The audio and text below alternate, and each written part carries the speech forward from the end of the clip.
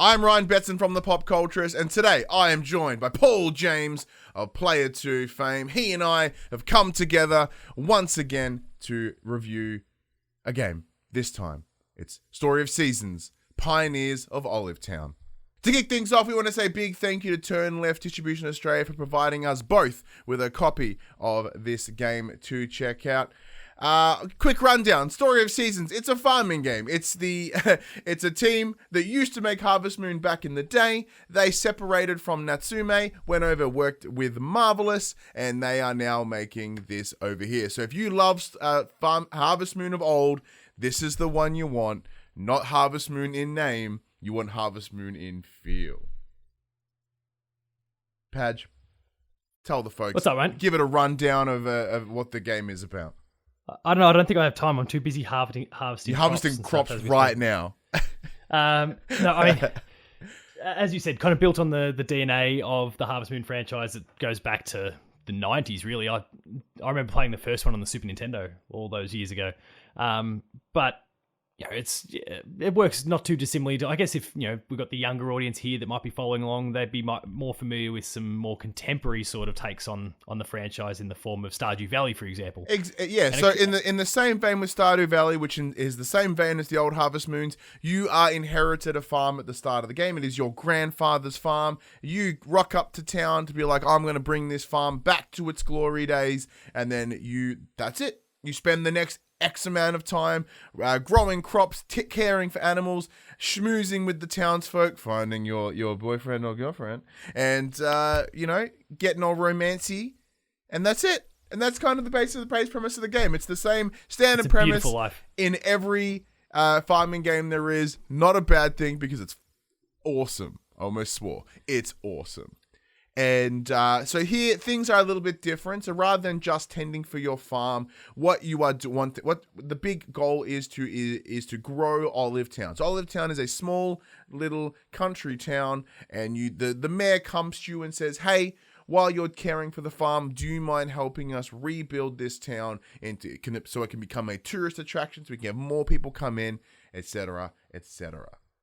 You ask for quite a few pointers. There's a few opportunities where, what should I do to, and you get 2 or 3 different options. Should we lean into technology, or should we kind of try and maintain our country feel, or whatever happens to be? Yeah. Which is kind of cool that you're getting some sort of agency over the direction that the town's taking as well. Very much so. So that, he'll come in, as you said, and ask. Now, I've only obviously played through the first year once. I'm not I have not started the game again to see what different options there are. So I'm yet to, even though I've gone much further, I'm yet to start the game again to see if my choice there has changed the game. So which one did you pick? I wanted to maintain that country feel. Same. So I was like the Great Escape sort of idea was, you escape. Yeah, I think city. that was the wording. Yeah. Yeah. So it looks as if you and I went down the same path. So we can't compare the pair. However, maybe the two of us both being kind of from the country somewhat. Yeah. Sure, you being a rural city, but both being from the country somewhat, maybe just spoke to us a little bit more. Yeah, I guess it did a little bit. Yeah, mine was certainly a rural city. It's more city now than when I lived there. That's for sure. Before we jump into the nitty-gritty, Padge, what did you think of this game overall? I mean, I'm a big fan of it. There's some little tech hiccups and things that have been fairly well documented. It's an important lens to kind of look at when we're discussing this. The game's actually been out in Japan for about a month by the time this video goes live.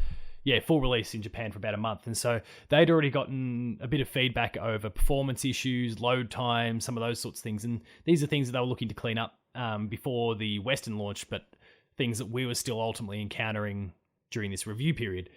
Because how long have we had the game for now? 3-4 weeks. 3-4 weeks. Yeah, we've had a lot of lead time with it. It's been fantastic. Basically, since the Japanese got the game themselves, we've pretty much had the Western release. So we've been kind of encountering some of the same issues they have. But if you set those sort of things aside, which they are... And we'll get to them specifically shortly.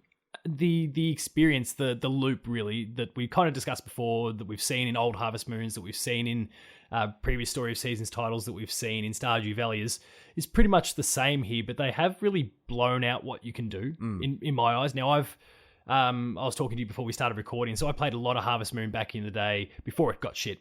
And I've messed around with Stardew Valley as well, but Story of Seasons, the only one in that franchise I've actually played was last year's one. Friends of Mineral Town. Which was a remake of the Harvest Moon title. So the best Harvest Moon title. That's Harvest Moon 2 on the Game Boy. But anyway. But so what we'll do for the benefit of this conversation, we will be comparing the two. We'll be comparing Friends of Mineral Town as well as Pioneers of Olive Town, with the idea being these are the two Story Seasons games that are available on the Switch. Therefore, they're most readily available to people. Very few people that I see going back to, Story of Seasons or Trio of Towns on the 3DS. 3DS. I don't see people going over there. At the moment, we can probably compare it to like the likes of Stardew Valley as well. But we'll keep it within that very similar recent setup. But yeah, as you said, like there are some tech issues that we do face. However, the core loop is great. The core loop is fantastic. I'm finding, especially when you compare it to the likes of Friends of Mineral Town, there is a substantial growth in what that game was offering and what this game is offering. In meaning that, so with Friends of Mineral Town being a remake of Harvest Moon Back to Nature on the PlayStation 1, it has, that sort of cute chibi sort of art style. Yeah, it's got that feel. But it also stayed within its restrictions that the PS1, they didn't add to it. They just straight remade it. So coming from Mineral Town to Olive Town, there is a massive difference. A huge jump. So they're using the very similar art style to what they had on the 3DS. So we're getting full, essentially full-fledged sized individuals with correct proportions, as well as an expanded farm rather than just sort of one area. So in Mineral Town, it's like your farm and everything is kind of surrounding your it's a big rectangle and that's it. It's a big rectangle, rectangle. Not a whole lot you can do. Where here they've expand that completely. Your farm can be expanded, 3 or 4 times, and as you progress and unlock it, which is a great little feature, as well as the variety of crops, the variety of animals, everything about it is so much larger in comparison, even down to the things you can produce in the farm with the likes of the machines, sort of the things to aid you to process the items that you have. One thing that will kick off straight away in terms of when you are given the farm at the start of the game, you are given a lengthy tutorial. There are it's like 4 or 5 in-game days entirely set up to you learning everything you need. As this is the first Story of Seasons title that you've played that isn't a remake, is this something that helped you out? No. At the end of the day, the core of the franchise I well and truly had under wraps at this point. I guess the only thing, and you mentioned it a moment ago, the machines and them being a factor in the way you kind of approach the day-to-day was something that was new to me. So it was just kind of handy to get a bit of a feel for that. But I also would argue that the machines are probably one of the weaker parts of the game. Yeah. As you start to fill out entire regions of your field with like 50 machines just so you produce enough lumber or enough whatever for your next project, it gets quite ugly and quite tedious with that process at times. But the tutorial itself, no, I didn't really need it. It's definitely, I can see the merit and I can see it being really, really effective for anyone who's new to the franchise, as they're just trying to get their sea legs. But for myself, no, I didn't need it. Yeah, obviously being a bit of a story of seasons farming game vet, I'm in the similar space. I didn't really need the 5-6 days of just tutorial. However, it did allow me to sort of focus down in those first couple of days, because I like to, when I go in, obviously because I know what I'm doing, I just go ham straight away. What's your approach straight out the gate with any of these games? Is clear area, get fields, get as many fields going as I can. And then just literally start that circulation of crops, and essentially forage every day, mine every day, flip everything until I can get a sustainable income from the crops. Then I will shift towards animals and then clearing out the farm as I go. So it's very much a hit the ground running, and then essentially whatever money I make gets respent, money spent, and then focus on upgrading and whatnot. Yeah, it sounds like we play a fairly similar sort of approach. So you might be more efficient than I, but it sounds like we're more or less the same policy though. But one thing that this game did to help make it a little bit more efficient again is so there is a difficulty selector at the start of the game. There is the normal mode and a sapling mode. So the sapling mode gives you a bit more money for crops, gives you you lose stamina a little bit slower, and it's kind of it is like essentially an easy mode. So for those that do need it, it's fantastic. However, there are some ingrained, easier mode setups where the idea is in each region of your farm, there are buildings there already. So rather than having to pre-establish any sort of infrastructure, it's already there. So in that opening area, there is already a coop, for your chickens. You have to... It's broken down. You have to rebuild it. Yeah. Yeah, you have to rebuild it and repair it, and it's up and running. Because this is actually quite a small detail that I really, really liked. Mostly because if, your grandfather, it's very unlikely he just tore all the buildings down before he died. So it makes sense for there to be run-down buildings. I'm on the way out to hell with it. It all can come down with me. Yeah, so I'm out, rip everything down, and then let's leave it to my grandchild, and they can do as they wish. Yeah. So it's a small little detail. Be like, okay, cool. So you can rebuild it, move it around, and do it whatever. So I'm a fan. Yeah. The seedlings mode that you discussed, though, I've dabbled a little bit with that. I fired up a second save just to kind of compare and contrast the differences there, and I could certainly see newbies really appreciating that. Hell, I actually really appreciate it as well. Just things are just ticking along that little bit quicker, and I don't think even in the core normal mode and even past franchises, I don't think progression was ever slow. I feel like you were always working towards something, and maybe that's just a byproduct of the way that you and I both play it, is that you always feel like you're only a day or two away from another key accomplishment, and then another one, and then another one, and just that snowball effect that starts building from there. But you could see it it felt like it was maybe even 50% faster. Well, that's with the seedlings mode, just things being able to tick along that little bit quicker. Yeah, well, because obviously, just be able to manage your stamina a little bit easy, like, eliminating some of that stress around your productivity for the day is certainly a big favor for that mode. Speaking of the day, though, I find that comparatively, the day went a little bit longer. Like it does feel long in the normal mode. The actual day itself. So just the timing of the day. So at any point in time, there is an ongoing counter. So whether you're in buildings, out buildings, wherever, there is a constant day cycle going. So in previous versions, like Friends of Mineral Town, if you go into the mine, time stops. Yeah, so you're in a building. You're in a building. Time stops. Not here, which is cool. However, because in previous games, it felt like if you're not in that building, time is just kicking ass. Like you are getting wrecked. Where here, I felt the day gets away pretty quickly. Yeah, I felt here was a very nice balance. There were times where I would be pushing towards the evening, but most times I'm getting stuff done by like 4 or 5 in the afternoon, and I'm like, I've done everything I've needed, and I still have some stamina left, so I can go down to the beach and do some fishing or something. Like, even though I push my knock back a couple of drinks. Yeah, even though I push my character to like the grind, like it's all about that grinding and getting it hard. Like, I still found that there was room for me to go into that social side of the game.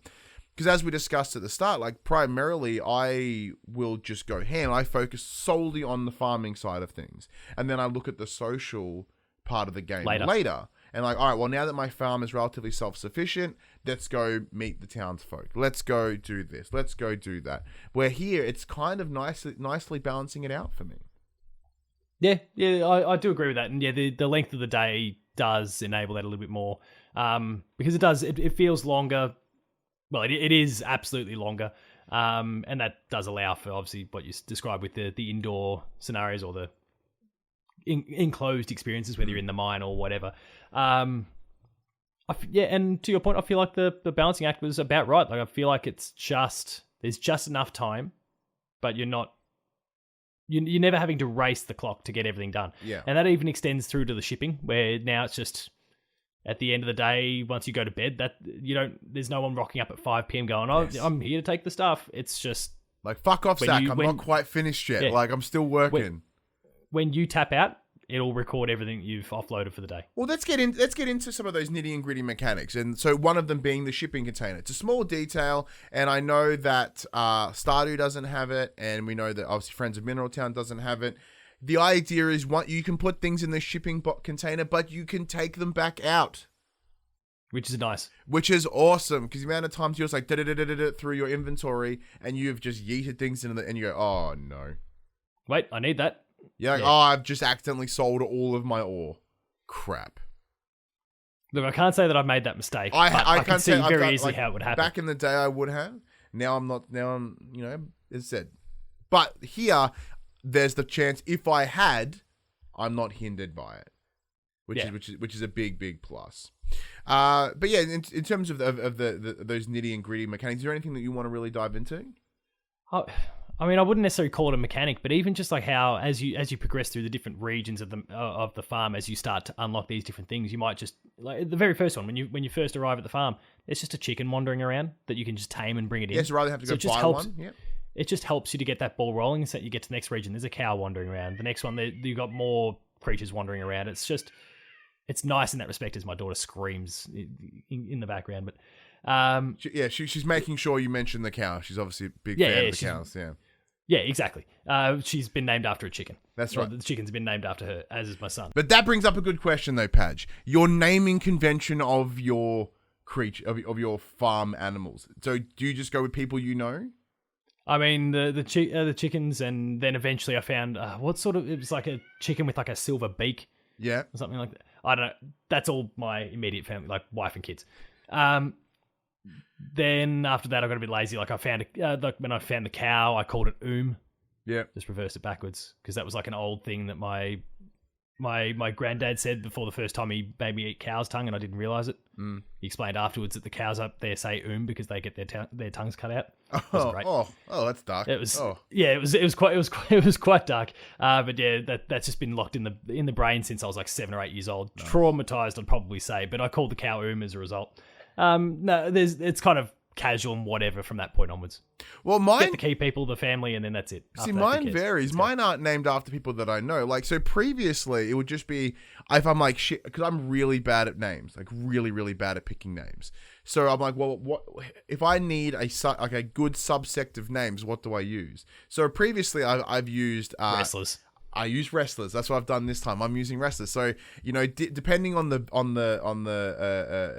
building, what it is. Yeah. So one building is AEW, one building is WWE, one is NXT. I mean, like I'm like, well, I have a bank of names I can use because previously I would use like DC characters or Marvel characters just to give me a good bank of names. But yeah, I'm using wrestlers currently, and that's given me stacks. Make it super easy. I just knew wrestlers. I am so bad at names, so this works out really, really well. It's like, well, come on, Roman, come on, Triple H, To be fair, like, what is a good name for a chicken? Like, yeah. And they let me name the buildings now, which is another thing as well. So, like, yeah, that's cool. So with the coop and the barn, like, as the most recent example, would be like, I just Googled like chicken puns, and then so I've got comedy hens. And then my barn is cow medians. I don't know why I went with comedian theme. I don't know why I went that way, but I did. And yeah. I mean, it's just, while we're talking about the naming conventions, I've gotten a message from my wife in the background that just says Kentucky. Should have gone with that for one of the chickens. That would have been good. But poor Miss, comes in, just ruins everything that we've done. We should just pull her in and she can sit in this seat and continue to deliver these awesome names. We can stop reviewing the game now. But yeah, I mean, like it's nice that it gives you that scope to kind of name whatever you want, however you want. Well, even down to the character. I don't think there was any filters. Not that I went with any appropriate names. Well, but yeah, it didn't seem there certainly isn't some filters because there's some photography in this game that made me laugh every time. That's actually a mode that I haven't explored much of, but I'm sure we'll get to that soon. Yeah. So speaking of creating creating what you want, one thing that I really do respect in this game is although they do create your characters and they do stick within that binary male and female, you can alter it as you see fit. You can have a more masculine looking character, but with a feminine voice, but they can dress femininely. Like you can do whatever you want. There is no limit. You can make non-binary characters in this game, which is a big, big plus. So you can use that fluidity. At first I looked at it and to what you were saying, like I looked at it, okay, male, female, great. That's all there is. Yeah. I guess that's what the franchise has been like for years. And then all of a sudden that kind of next layer emerged. I'm like, oh, okay. Yeah. So like, all right, you male. Yeah. It's not going to influence my personal decision there, but it's great that anyone who wishes to explore those options can do so. Yeah, it's a big plus because it's one of those things you don't realize. You're like, all right, are you male or female? And you're all right, cool. Well, in terms of your character, like, all right, well, I'll go a masculine character. It's like, well, how do you sound? And then there's all the options. I'm like, oh, well, how do you look? And it's like, oh, I have like all the hair I want. I can have all the eyes I want. I can pick all the body type that I want. Okay, yeah, it was nice. And then when you get to the place where you can pick new clothes, it's like, oh, I can pick any clothes that I want. It's a great little feature for those that want to go down that path. I myself, I just went representation. I just went boring ass dude. You know what I mean? But like Yeah. for others, that might really be helpful in sort of getting them immersed in that game. Yeah, no, for sure. So one thing, and in terms of the relationships as well, I'm not sure in terms of fluidity around the partners that you can have, although I'm pretty sure you can. I think historically you can. Yeah. So historically, it's been primarily same sex. Heterosexual relationships. Yeah. But I'm pretty confident that you can have same-sex relations in this game if you so choose. Because I'm remembering a social media post from Turn Left Distribution where they had a series of shots in of a ceremony where there were multiple gender things.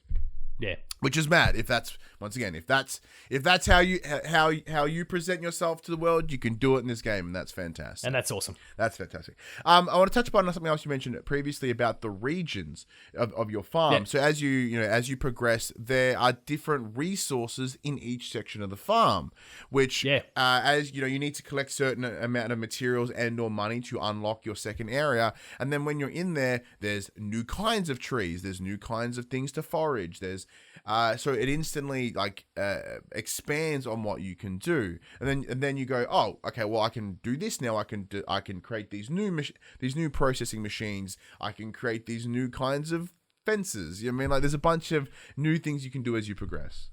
Yeah, and it's good because obviously the past entries in the franchise have had, you can upgrade your axes, you can upgrade this or that and the other, and you kind of, after a while, like, okay, why am I really doing this? Because I can now throw seed this far, it's ridiculous anyway, or I can chop down this tree in one or two swings. I don't need another upgrade, so I can do it in one. Who cares?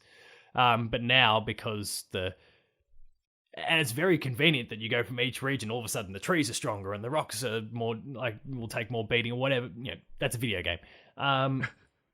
But when you enter those, it forces you to explore those options, and it justifies why you're making these upgrades in the first place. Yeah, so there's no and compared to say Mineral Town, where you can go into the mine and you find the mithril, which is the highest, and you can just, as long as you've used your axe enough, you can just go straight from base axe to mithril axe, done.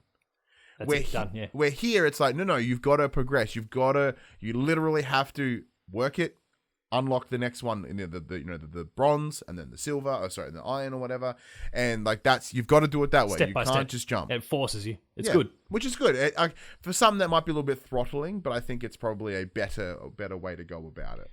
I mean, you could look at it as being throttling in some ways, but on the other hand, you are still gradually making progress. You're getting these other regions to explore. There's more things that are opening up to you. So I feel like it kind of balances out at the end of the day. If they give with one hand, they're taking away with the other. I say throttling for those that are like min-max players. Yeah. And that would be the big difference. Where here, it is part of that progression. It's part of that growth. It's part of developing, your character and those minor steps on the journey rather than from the start of the journey to the end of the journey. Which is cool. So something that this game certainly has a lot of influence over is because obviously Story of Seasons and Harvest Moon specifically is the pioneer, pun intended, of farming games. And a lot of external influences come into this game, where because if you look at Stardew Valley is obviously incredibly influenced by the likes of Harvest Moon. I believe the creator has keyed Back to Nature as a massive influence. So here we're getting a lot of those external influences. Like it kind of has a style, stylistically, it feels a lot like My Time at Portia. There's also the introduction of a museum in the same way of like Animal Crossing. Yeah, so then you go and collect fish and you can collect treasures and you can bring them to the museum. Have you explored that much yourself? I can't say I have. I've I'm not the fish, not so much, but the treasures I have. So when I've gone down into the mines or I've cleared out the little ponds on my island and I get these treasures, I take them to the museum for appraisal. And then if it's the first time I found it, in the same way that I would with Animal Crossing, I would give it to the museum and then I'd just flip every other one I get since. Yeah. No, that's fair. So in terms of it's just like, I'm there anyway. Do you have this one? No, cool. Well, you can have it, and then I'll just sell the rest. In terms of wildlife around the area, you are given a camera that you can, take photos around. So they've created a photo mode in the game essentially, which is dope. Like an actual legit photo mode, not even pause and look, catch a fancy screenshot. Like you're straight up Yeah, taking you literally photos have of a the camera. wildlife or whatever. And credit to the game. We'll discuss its, we'll get some technical things around it shortly. But, you can look at the entire game. You can walk around the entire game in a 3D space, even though it has that 2.5D-esque camera angle. You get into that camera and you become three-dimensional space. Like even though you can't look in your standard view, you can't look at the area of your farm you haven't unlocked yet. You pull your camera out, you can have a look. And you can have a little sneaky glance over there and be like, oh, there's a camera over what's there. to come? Oh, there's an alpaca over there. So that's a great little addition. And because it's very subtle. Very subtle. And you can look around and you find squirrels and bugs. And then when you return them to the museum, they will be like, oh, cool, we'll build a statue from that information that you've given us. So that allows for more decorative items. Because one thing this game certainly has stepped up on is the decoration of your house. You can do a lot to it. Now, granted, it's not something that I've tackled yet because my farm is my priority right now. Yeah, but I was going to say, I hope you had more to say about that because I didn't have that. much to say about that once side. I've bought I bought some new benches and some rugs and stuff just to add a little bit of flair to my upgraded house. But I've not really been like, all right, I'm going to do this, I'm going to do that, and obviously it's not in the same nth degree that say Animal Crossing has, where a big part of that game is that self-expression. This game has that, but not in the same space because it's. The farming is priority. Self-expression comes with it, but Animal Crossing is primary function is self-expression. I believe anyway. No, I'd agree. Yeah. But in terms of that technical performance, as I said, the fact that you can walk around the area in that three-dimensional space with the camera is great. Demonstrates that there is some technical power to it. However, as you alluded to before, there is a lot of throttle points that I'm just finding frame rate just plummets. Yeah, as your farm starts to get quite cluttered, really, just with crops, with machines, with animals wandering around, just everything. Just it saps the resources there, and the game just comes to a screeching halt at times. It's not great. Yeah, and it is something they are looking to address, and maybe possibly by the time the game actually comes out, that'll already, for the West, I should say, maybe that's already cleaned up. I know it is high up on their to-do list. Yeah, so we did receive information about some patch notes that they'll be out by launch day, which will include load times and some stability, and there was something else in there as well. Because one of those things, if I come off from the town into my farm, it literally has to conk for a second, and then I can progress through my area. And I'm wasting time in the day, damn it. Yeah, it's not like a constant slowdown. It's just a big hitch, and then it kind of fixes itself up. And I have found that this to me this does feel like the limitations of the Nintendo Switch. Because even when you do pull up that camera, there is that draw distance issue. You can see things literally pop in and out. And I forget Mario, forget Breath of the Wild. The one that's bringing the Switch to its knees is Story of Seasons. Apparently, too much farming is just kicking this game's butt. So I'm a little disappointed that that this isn't appearing on other devices, whether it be a PlayStation or your PC, because I think that would be great. I think because the game does have it's like the art style is cool, it's great. But it's one of those things that could be better if it wasn't from the restriction. It does have that slightly up 3DS feel to it, in the same way that if you look at, say, Pokemon, like Ultra Sun and Moon versus X and Y, it just looked like a kind of upped 3DS version. Very minor sort of thing. Yeah, and this isn't that same space. There are some moments where it looks mint, and there are some moments where it doesn't. And I think they are still using the same core engine as the 3DS version, because there's a lot of similarities within the two. But yeah, as you said, when you start filling up that island with all the processing machines, because it is a necessity to have them in this game if you want to achieve anything, and then the game conks out because of it, it's a little bit hard. Yeah. And I mean, even not so much on that performance side, but even just getting this franchise out there. If we talk about obviously Stardew Valley, which is on every system known to man at this point, and even Harvest Moon, as much as the franchise, since all parties went their separate directions, even though the quality's gotten significantly worse, the game's a multi-plat. People are getting primarily their hands on it. PlayStation and Switch are the big places for Harvest Moon to go out at the moment. But yeah. But like that's more opportunities to a larger subset of people, and I'd like to see the same for Story of Seasons because it's certainly the front runner of the more traditional farm sim franchises, and I'd like to see more people getting their hands on it. Very much so. Then there is that performance side as well that you've obviously outlined. Yeah, very much so. It does appear that there is some sort of relationship between Marvelous and Nintendo, which is great for them, of course. But you are like, because people need to know that this is Harvest Moon. Harvest Moon isn't Harvest Moon anymore. You know, they just released Harvest Moon One World, and it looks like bomb, and it's about to get proper smashed face in by this game. Yeah. And I think people need to know about this, and then there needs to be on other platforms. 100%. Like, I mean, the education, I don't like. How long has it been since they went their separate ways? When did that? Years. We said the 3DS for the Story 3D, of Seasons. like, So I'm talking like 6 years ago, close. 7 years ago. Yeah. We're closer to a decade now than anything. So at this point, I feel like that knowledge is still not common yet. Yeah. Outside of the hardcore franchise lovers. So it'd be nice to just see that franchise pop up in other places and get a bit more love. Yeah, big time. I don't think there's much that we haven't covered. Is there anything you want to mention that we haven't touched on yet, Padge? So important names for our animals. Yeah, that's priority. No, that's the most important thing. Yeah, no, I mean, we covered the names. There is the relationship aspect in it. It's, I guess, quite true to what the franchise has been to this point. You know, pop in and give someone a flower for the day, and that's it. And they'll just gradually, you keep doing that for a few more months, and they'll fall in love with you. Yeah, it's like you just it's gift all them. very... That's how it works. You just give people gifts, and eventually they love you.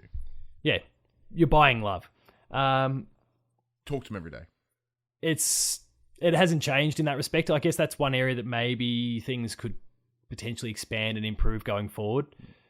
But it works. It's enjoyable enough. Yeah, like it's the because like in order for a gameplay romance, you need to have those kind of key beats. You can't like put in that air of variability, right? Like you need to know what it is so you can gamify it. You know. Yeah. And that's probably the only hurdle, because it's very difficult to like replicate human interaction in that sort of organic way. It is nice when you pop in and your relationship's just progressed to the next point. And after getting days and days of the same response, all of a sudden something different happens. Like, we're getting somewhere. What is this? Who have you put your eyes on in the game? Is it Blair from the bar? Oh, yeah. Okay. I was thinking of like I was a big fan. I'm a big fan of the nerdy chick from the museum. Okay. Yeah. So I even though I haven't the one that you actually give your stuff to get appraised. No, the one on the far left. The left is you. Yeah, okay. Yeah, so the red hair one with the glasses. I'm like, you know, she's pretty nerdy. It seems kind of cool. I'll go hang out with her. You know, so I like that we've gone two different paths. Now, I said I've not done a whole lot. I'm kind of creepily watching her from a distance, and like one day I'll speak to her. Like my character doesn't quite have the confidence yet to approach her. Right? Once he gets all jacked and buff from being farm life, he's like, hey, I feel more confident. Come look at my farm. Right? Come look at my farm. Like there's a bunch of things in here. You look at a museum. You like stuff. Come look at my things. Where you're just like, let's get drunk together. You're at a bar. I like bars. Yeah. Let's go. Let's make this happen. But yeah, so we'll skirt away. We'll skirt away from that so that we don't enter danger. Yeah, good call. But look, I think we've kind of touched on everything this game has to offer. It is more of the Story of Seasons farming game stuff that you want, but better and expanded at its core. Like, it's the best way to say it. Really, it needed to happen though. Like, as much as I enjoyed all the other titles over the years, the improvements or changes have been very, very small and very minor.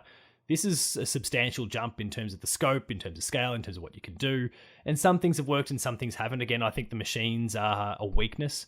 I think they've taken a step in the right direction with it, but they just might need to pivot a little bit from that to find a way that just doesn't complete. And not even because of the performance issues that stem from it, but just it's an ugly look when you walk through and there's 50 of these machines there that are all just doing the thing. And it's not overly time efficient either to just run from machine to machine to machine to take out what was in there and put a new one in. Like, there's better ways I think you could do that, even if it's just one machine for each thing, and you can kind of not mass produce, but maybe those machines can be upgraded so that you can now process 2 at the same time, or 3 at the same time, or 10 at least go down a path where you can sort of make some sort of industry buildings within your farm.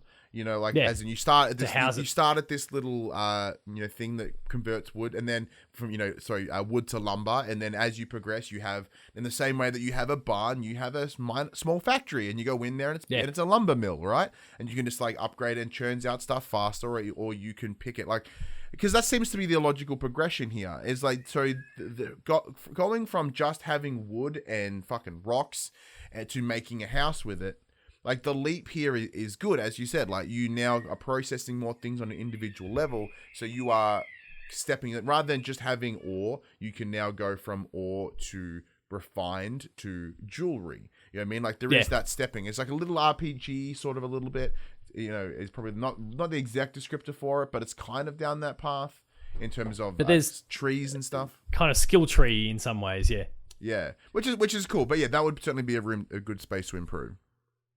But otherwise, I think it's a really, really solid, if not excellent, entry. Yeah. I'm right into it. I'm in that same boat. We're here, we're reviewing it. I've got a video up on Player 2. You've done some streams, those sorts of things as well. But we were discussing this before the recording, like the stars are aligning as well, but I'm going to be playing this for quite some time afterwards. Yeah. Because it's got its hooks in. Look, admittedly, like even though I'm loving Olive Town, and I think it's fantastic. The hurdle that I have is that because I have such a nostalgic connection with Back to Nature, as if you've ever followed any of my content, you know that my 2 favorite games of all time are God of War 2018 and Harvest Moon Back to Nature. So for that reason, my love for the remake with Friends of Mineral Town is admittedly biased. There's a nostalgic. Yeah, there is an admitted bias within Mineral Town. Like I look at that game and it's the music, it's the art style, everything about it. I'm like, this game is near perfection. The game could run like trash, but I'm like, this game is near perfection to me. And this game is, it may not hit that bar for me because, sweet rose tinted glasses or whatever, but this game is objectively fantastic. Yeah. And it is and I'm keen to see where it goes. Big time. Like you just said, with this being one of their first, because I think Mineral Town was kind of their stepping stone to learning the Switch and then going from there. Yeah. So the potential of where Story of Seasons can go is only as intense as the Switch can take it. It's up. It is certainly up, as long as they're willing to go somewhere else, because, even looking, I don't want to bring this into it, but if you look at the likes of the the Pokemon Legends Arceus trailer, and all you see is hardware restrictions, right? Yeah. So that is the throttle, like that is a big concern moving forward with the Switch. So ideally, if they can step away, if they can spread those wings a little bit, I think that will only better this franchise and only improve what this game can do. Launch title for the Switch Pro. Don't worry about it. We're fine. See when it happens. But anyways, Paul, give the pitch. Where can these lovely people hear and see you more? So you can find me at player2.net.au, where I'll do reviews and previews and a whole host of other bits and pieces. We've got some YouTube shows, Patched in particular. I'll pop up every now and then on the Player 2 Pixelcast, which is the dedicated Player 2 podcast there. But one thing that I put a lot of my time and effort into is an interview series called Dev Diary, where I get developers from throughout the industry and they share their stories and experiences and the journey that's led to this current point. I literally just started rattling off the beginning of the episode there. The scripts just kicked in, but it's basically exploring the actual individual developer, the people, as opposed to the studio or the games. It is the individuals behind the games, and so we're diving into a lot of that and a lot of storytelling and those sort of things. And it's, I have a great time with it, like learning about these people just while I'm kind of trawling through the LinkedIn's and their Twitter accounts and other articles that have been written over the journey. But then just the things that will every now and then pop up and surprise me. Yeah. That, oh shit! All right, I'm just going to kick back and listen to this. Is awesome. I have a great time with it. So that show goes up every fortnight. Dev Diary is the podcast feed, so go take a look. Everyone should check it out. It is some good stuff. Maybe one day, maybe we'll hear about the gentleman that created, Stardew Valley. Maybe if you can learn some Japanese, you'll hit up, maybe some people over at Story of Seasons. Or maybe we'll just make the longest Dev Diary episode of all time because we'll have the middle party, the translator in the middle there that has to bridge everything. That would be fantastic. I wouldn't even be mad. I would listen to every second of that. Someone speaking in Japanese for 2 or 3 minutes, and then I go, oh yeah, and then they talk again, and it's just that'd be prime listening, I'm sure. But of course, you can check him out. His Twitter handle above his name. It is at Paul James Games. Everything you in there. I myself, at Haggard MC. If you're watching this, you found us here on the channel. Check it out. Although we do primarily stick within PlayStation and professional wrestling, we do occasionally jump over to the other devices like the Switch in this circumstance to play awesome ass farming games. Hope you enjoyed it. Let us know what you think. Leave a comment below. Come chat. I will endeavor to answer every single comment. If you have any questions, as now the reviews thing is up, I will answer every single one you have. Like, what about this part of the game? I'm going to tell you about it. What about the fishing rod? Go talk to the woman at the shack. At the beach. She'll give you a fishing rod in like day 3. Paul? That was a question I had to ask you, like, when do I get this shit? Just go. Because I didn't go down to the beach. Because similar to you, I just didn't explore the town or do any of that sort of stuff. You just did slightly more of it than I, apparently. Yeah, because I had leftover at the end of the day. I was like, I've done everything. Like, it was in those tutorial days. I'm like, well, I can only... Here's an axe. I can only cut trees, sir, and I've kind of run out of trees. All right, let's go explore the town. Here's a fishing rod. But anyway, once again, thank you to the team over at Turn Left Distribution for providing us with the review code for Story of Seasons Pioneers of Olive Town. This game comes out this Friday, the 26th of March 2021. It's available on the Nintendo Switch. Go check it out if you're a big fan of the farming games, which I presume you are. You've come here, you've listened to all of this. I'd like to hope that you're a farming game fan. Or a newly converted one. But until next time, thank you very much for joining us, and we'll see you then.